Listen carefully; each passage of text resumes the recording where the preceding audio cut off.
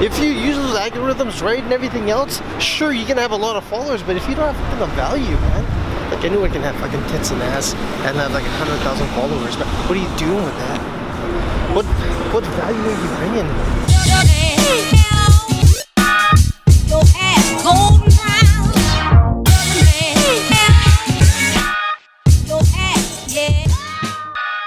So I did a couple stories and he said you found me. I was like, wow, Gary, all your hard work. Someone found you. Yeah. And I was like, yes, it's about time. I've been around the same thing too, man. Yeah. So all about relationship building from day one. Mm-hmm. Right. I didn't know this until later on. Mm-hmm. And that's what it came down to.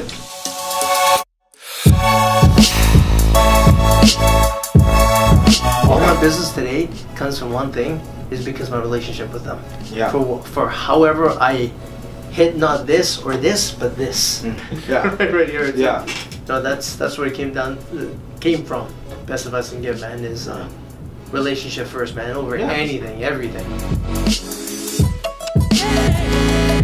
I find if they're big on like Instagram, they don't have too much value to give. If you use those algorithms right and everything else, sure, you can have a lot of followers, but if you don't have the value, man, like anyone can have fucking tits and ass and have like 100,000 followers, but what are you doing with that? What value are you bringing? You know, there's an up market, there's a down market, there's things prior to social media, there's prior to internet. Like, how'd you guys do all this? Let's go out this way. You know, and then changing times and experience. Like, what's even better is the ones that have used, you know, emails and fax messages back then, and now they're in their 40s and 50s, and they changed over to social media. Those are the guys that are adapting fast. My business is mortgages, right? I never thought I'll get any leads and contacts from Instagram. 2017, all my new business has come through Instagram. 2018, all my new business has come from Instagram.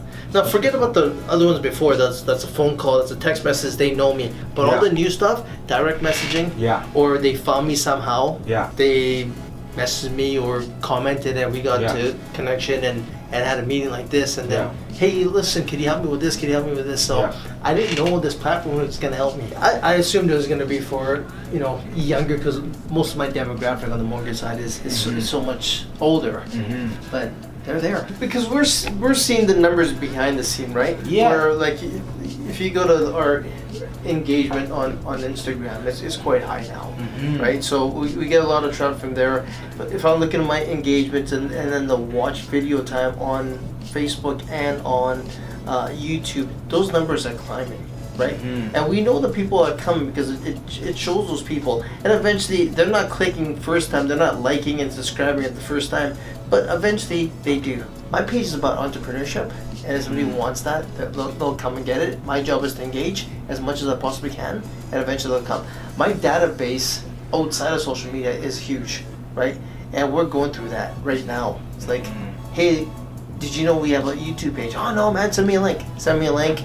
They look back and forth, and then like. We're talking about Adobe. I like to see. Like Adobe's one of those that. I adapt to a time. Yeah. Exactly. There's not a whole lot of companies like that, man. Especially on the technology side. There's Sony to a point, but you look at most of these other guys, they haven't. They're gone. They're out of business. And you look at like Motorola and Nokia. These guys were like fucking Sony Ericsson, like powerhouses. Yeah, BlackBerry and came and it was just and then Apple came and look, BlackBerry, right? Like BlackBerry is a big name. Was the phone?